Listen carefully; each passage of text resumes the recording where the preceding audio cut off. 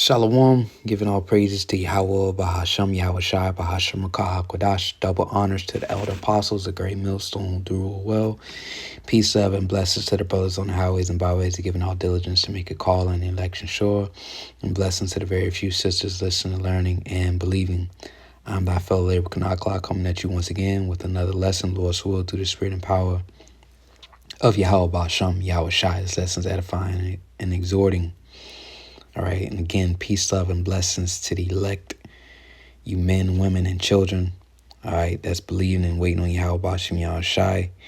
All right, blessings upon you, abundant amount of blessings upon you, and the spiritual gifts that our high priest Yahweh Shai, all right, is giving out as him being a high priest, ministering unto us, all right, through the Holy Spirit.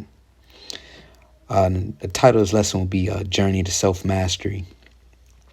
Journey to self-mastery. And that's really the key to this whole thing, is conquering your flesh, mastering your flesh, all right? Putting off the old man and putting on the new, okay? Because the more and more, the longer I stay in this thing, the more I see what the problem is. The problem isn't the things around you, even though we know we're living in a sinful world. But that's just an excuse at the end of the day, all right? You have to discipline yourself and master yourself and conquer this flesh, overcome this flesh. All right. Even though we know it's inherently wicked and it only can go off. But again, there's no excuse, because we have Yahweh Shai. All right. We have Yahweh Shai with us. Are we going to go off still? Yeah. But it come to a point where, you have to grow. All right. You have to grow in this thing. Again, trying to eliminate all excuses, because we have a high priest. And if you pray for him, he'll give you whatever you're lacking, whatever you need to get to the next level. All right. So it's really, again, no excuses, man up, own up, own it.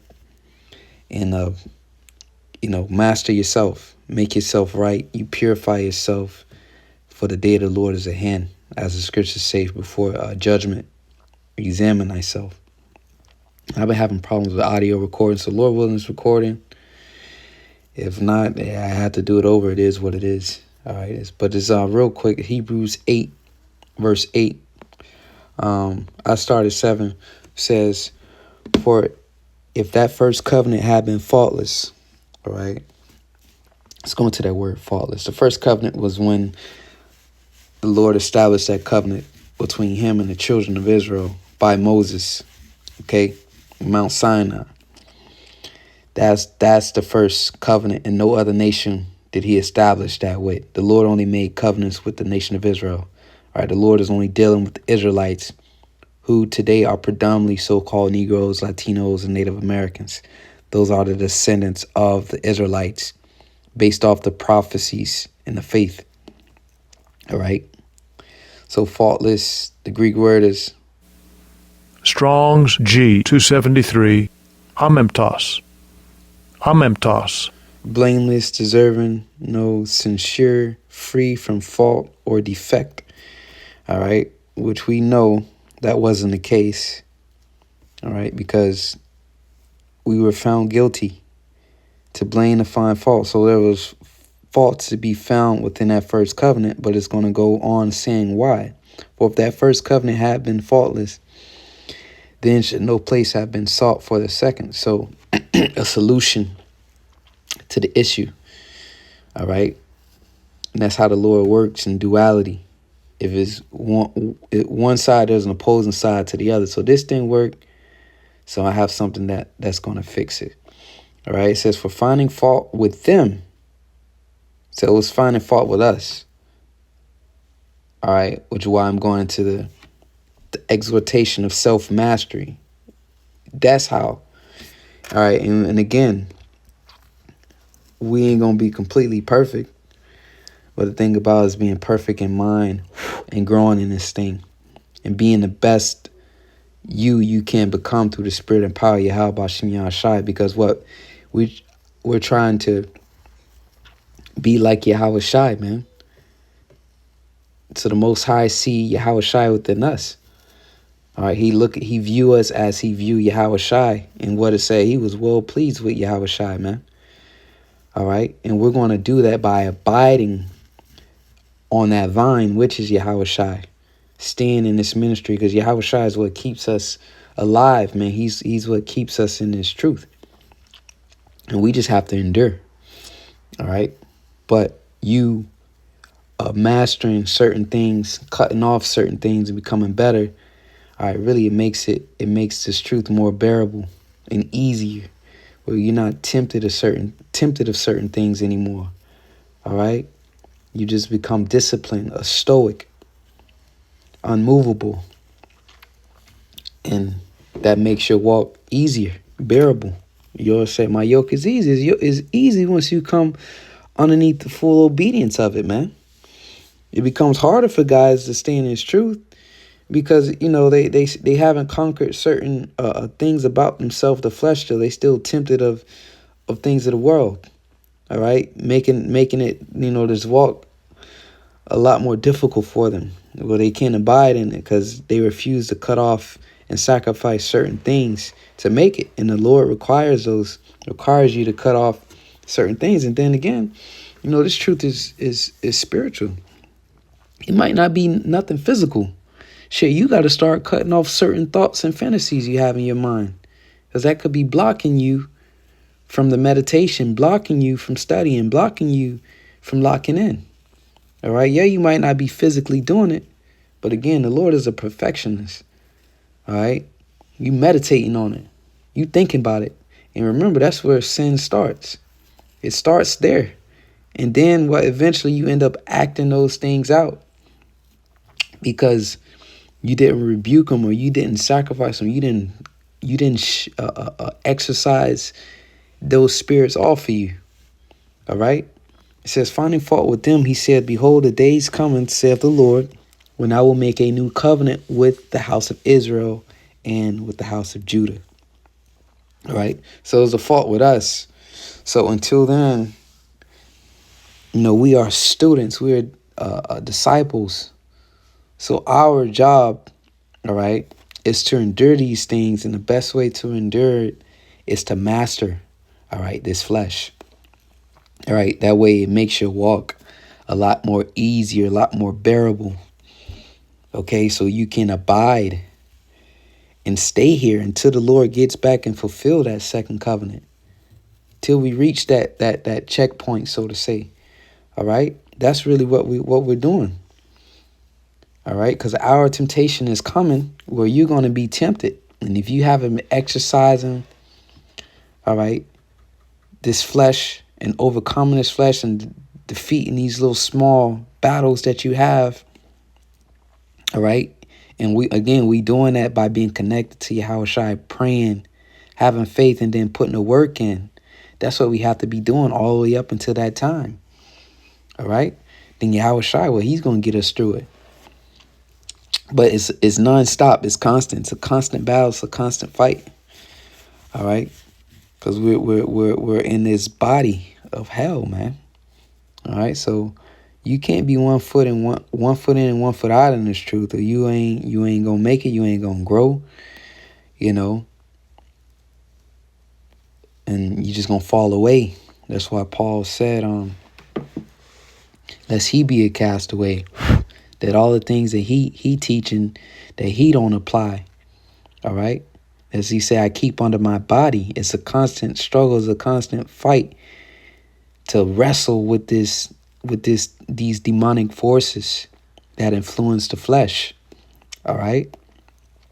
Ephesians 4:17 says, this I say, therefore, and testify in the Lord, that ye henceforth walk not as the other Gentiles walk. Because this is the Israelite Gentiles, Israelite foreigners in Ephesus. All right. That region. So not walk as the other Gentiles walk, in the vanity of their mind. And I'm going to end up reading this in NLT. Let's read the NLT to the left. It's Ephesians 4:17. It says, with the Lord's authority, I say this. Live no longer as the Gentiles do, for they are hopelessly confused.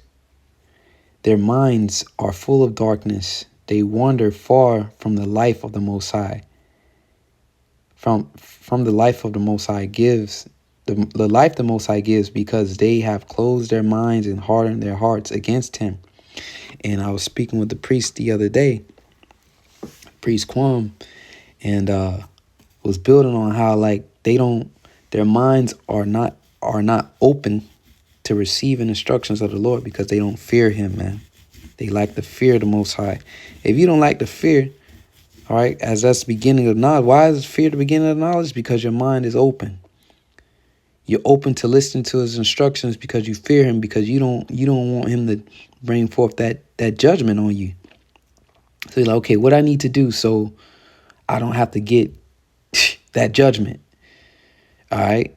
So I can follow those instructions, so I can do the right thing, so I don't have to feel that chastisements. All right. So you open your mind, and ultimately what's the ultimate chastisement? Because, we're going to get it on this side. But that ultimate chastisement is that nuclear fire. So you trying to avoid that second death. Shit, you trying to avoid the martial law. You trying to avoid the famine. All that is coming. Jacob's trouble is to chasten Jacob, man. All right? To put that whooping on you. That's where all these plagues and things are coming. All right? These people about to feel the plagues. About to feel the chastening. Verse 19, it says, they have no sense of shame, right? They live for lustful pleasure. And that's majority of what people live for. What feels good, what feels good, what feels good. Instead of eating thereof, of the medicine which can heal you, all right, and convert you and make you full and whole, all right, so you're not sick. They don't want to come to the physician because they're servants of pleasure, man. Servants of the flesh. That's who running them, all right. But again, you have to come and be a disciple, a student of the Lord, and the Lord teaches you, all right, how to conquer that flesh, right? How to discipline yourself, all right? How to advance in wisdom, all right? It says, so like it, and eagerly practice every kind of impurity. And they practice it, every type kind of impurity, because what is disguised and masked because it feels good. Again, all things that basically stimulates the flesh, man. All right. It says, but that isn't what you learned about Yahushua. Exactly. Yahushua, he came down to do the will. He didn't come down here to serve the flesh. When he was King Solomon, he did all that. And what was the conclusion he came up with? All is vanity. That's why he said, in the vanity of their minds, they walk after the Gentiles. They walk after the vanity of the mind. That leads to death, man. All that leads to death. It says, since you have heard about Yahushua and have learned, see, you got to come and learn the truth that comes from him. Throw off your old sinful nature. Again, journey to self-mastery. Yahushua teaches you how to be acceptable in the sight of the Lord. Throw off your old sinful nature and your former way of life, which is corrupted by lust and deception. Again, it just deceives you by stimulating the flesh, because it's feel good, it's pleasurable. It's deceiving you into thinking that that's what's good, man. All right, it's deception. It says, instead, let the Spirit renew your thoughts and attitudes. And that's beautiful. Let the Spirit renew your thoughts and attitudes.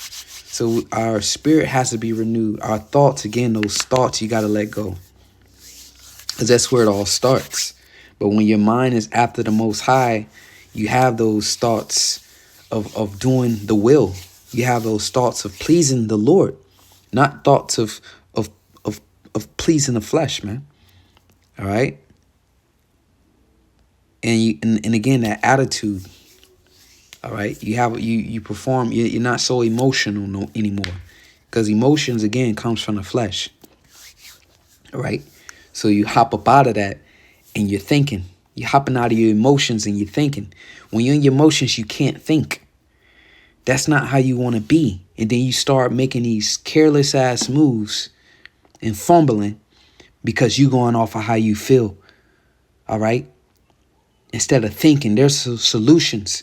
Again, we have come to the teacher, Yahushua, to teach us, and he's set up men to teach us.